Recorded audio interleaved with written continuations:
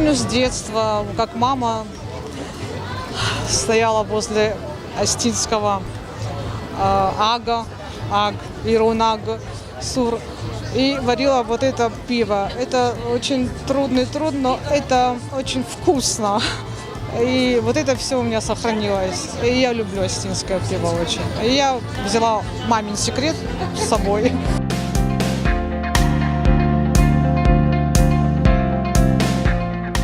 Раньше на каждый праздник варилось в каждом доме остинское пиво, и с 3 пирогами возносились молитвы Богу.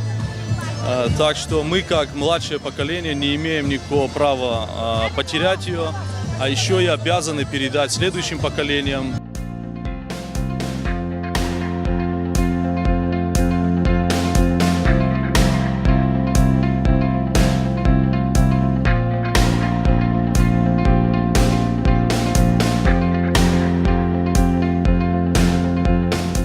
Да, ждала первое место. Надо идти вперед. Я всегда говорила, пока я первое место не получу, я буду участвовать. Уже 5-й год участвую.